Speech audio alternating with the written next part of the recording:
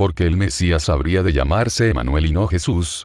Para nuestros amigos y suscriptores, pedimos comprendan que esta voz es usada a efecto de poder poner más material a su disposición, y ayudarles a comprender algunos temas de interés. Les pedimos que apoyen nuestra iniciativa y compartamos estos materiales. Tal y como lo indiqué en una publicación anterior, quiero dar respuesta abierta sobre algunas preguntas. Si no tenemos la respuesta en el momento, tomaremos el tiempo para realizar la investigación, realizar consultas y poderle ayudar. Pregunta: ¿por qué el Mesías habría de llamarse Emmanuel, Dios con nosotros, y no Jesús? Espero la respuesta sea la esperada, y que haya entendido bien sobre este cuestionamiento. Primero, ¿qué significa Emmanuel? La expresión Emmanuel aparece específicamente en el libro del profeta Isaías, en el capítulo 7 y verso 14. Por tanto, el Señor mismo os dará señal. La Virgen concebirá y dará a luz un hijo, y le pondrá por nombre Emmanuel. Luego en el Evangelio de Mateo leemos, 1, 22, 23 dice: todo esto aconteció para que se cumpliera lo que dijo el Señor por medio del profeta. Una virgen concebirá y dará a luz un hijo y le pondrás por nombre Emmanuel, que significa Dios con nosotros.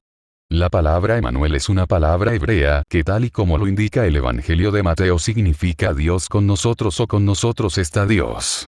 El nombre Emmanuel es un nombre propio de simbolismo mesiánico, aplicado a Jesús en su nacimiento. Ahora bien, conozcamos un poco de la historia y el momento en el que acontece esta profecía. Según Isaías 7, Acaz, rey de Judá, año 735 AD, se hallaba en serios aprietos con motivo de la amenaza de guerra con Resín, rey de Siria, y Remalías, rey de Israel, quienes se habían aliado para tomar a Jerusalén. Acaz se mostraba sumamente temeroso, por lo que Dios envió a Isaías para confortarlo. El profeta dijo al rey que pidiera una señal, pero este no lo hizo. Fue entonces cuando el profeta le anunció que Dios mismo le daría señal. He aquí que la Virgen concebirá, y dará a luz un hijo, y llamará su nombre Emmanuel. Dios prometió liberar a Acaz dentro de un tiempo breve, el que necesitaría ese niño para alcanzar la edad de discernimiento entre lo malo y lo bueno. El rey, sin embargo, debía confiar en la palabra de Jehová. El término hebreo alma, de Isaías 7, 14, traducido al castellano por virgen, se ha interpretado de diversas maneras. Significa, propiamente, mujer no casada. La señal consistía, pues, en que ese niño nacería de una virgen y su nacimiento significaría la presencia de Dios para dar libertad. Es evidente que la promesa involucrada en la señal no tuvo cumplimiento inmediato y literal, pues el rey Acaz buscó la ayuda del rey de Asiria. Y la promesa quedó para el remanente de Emmanuel, en quien hallarían su esperanza y salvación. Ningún otro sino nuestro Señor Jesucristo habría de ser Emmanuel. El nombre Jesús no es, estrictamente, un título.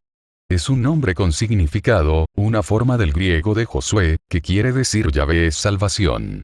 Para los judíos el nombre Jesús era muy común.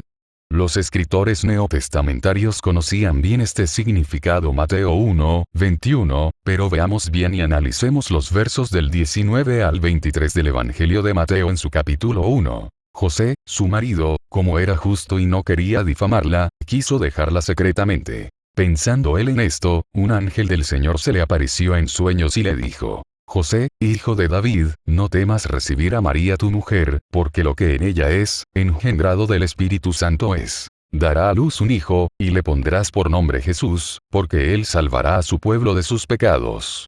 Todo esto aconteció para que se cumpliera lo que dijo el Señor por medio del profeta. Una virgen concebirá y dará a luz un hijo, y le pondrás por nombre Emmanuel, que significa Dios con nosotros.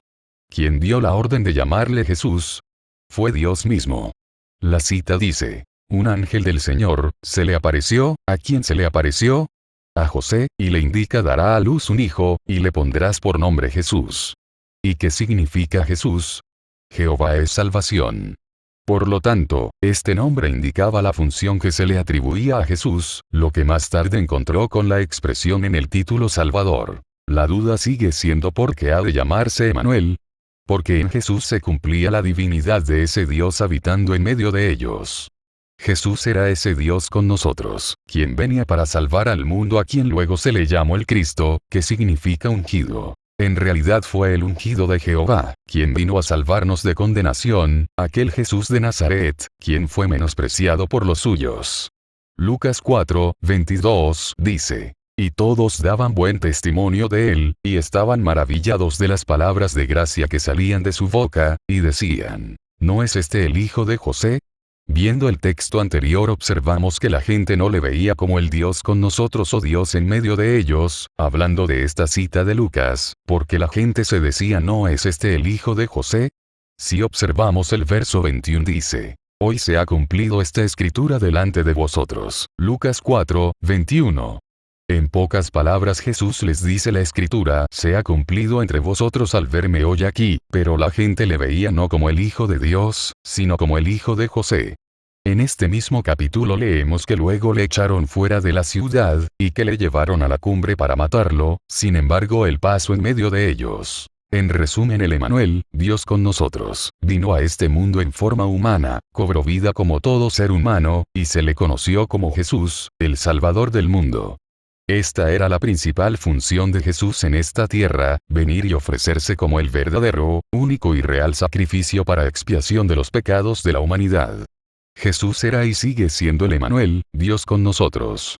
El Mesías es Dios, y Mesías significa ungido, y el ungido es el Cristo, Jesús el Salvador del mundo, quien habitó en medio de nosotros humanamente, haciendo realidad el Emanuel, Dios con nosotros. Esta deidad sigue cumpliendo ese papel importante en medio nuestro. El ungido sigue salvando y sigue habitando en medio de nosotros. Los judíos creían que el Mesías o enviado de Dios los libraría de la dominación extranjera. Pero la misión que traía Jesús era el de librarlos de dominación del pecado y el yugo de Satanás. Tal y como ocurre el día de hoy, Él sigue haciendo esa obra redentora, salvando al hombre de la opresión y yugo de Satanás. ¿Cómo es que si Jesús es Dios, no sabía el día ni la hora en que regresaría en su segunda venida? Esta pregunta viene en referencia a la cita de Mateo 24:36. Pero del día y la hora nadie sabe, ni aun los ángeles de los cielos, sino solo mi Padre. Nadie sabe. El día y la hora no son revelados. Cualquier intento de señalar el día y la hora de su venida fracasará, y tal esfuerzo se opone a las palabras del Señor. Ni el Hijo.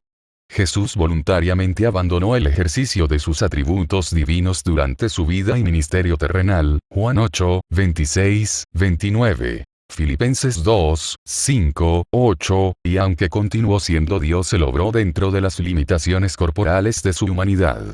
En su deidad, Cristo es omnisciente, Mateo 16:21, 20, 17, 19, Juan 2:24-25. 4, 17, 18, 13, 38, y en Apocalipsis, el Cristo exaltado y glorificado le da información detallada a Juan acerca del momento de su regreso. Los verdaderos cristianos deben vivir como en vela, puesto que el día del Señor ha de venir como ladrón por la noche.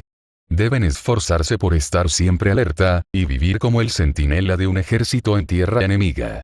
El siguiente texto tomado de una de las epístolas de San Pablo merece meditarse. No durmamos como los demás. Antes velemos y seamos sobrios. Jesús sí lo sabía y lo sabe, puesto que Él es Dios, pero ese abandono voluntario del ejercicio de sus atributos divinos dio la pauta para hacernos creer o pensar e incluso dudar de la divinidad de Jesús. Los discípulos pudieron estar muy inquietos acerca del tema, y Jesús calla lo que a todas luces sus discípulos querían saber, el día y la hora. Pero ese ministerio de servicio, y sujeción al Padre, le muestran como aquel siervo que debe guardar discreción sobre asuntos muy delicados, asuntos dignos de confianza. Y que solo pueden ser confiado a aquellos siervos, que saben refrenar su lengua, mostrándose humildes y discretos. Y no jactándose de saber todo, puesto que se deben al servicio de alguien superior. Hay secretos profesionales que se deben guardar, no se pueden revelar. Si alguno es sorprendido revelando secretos profesionales, merece la cárcel, puesto que se ha guardado bajo juramento el mantener esa discreción.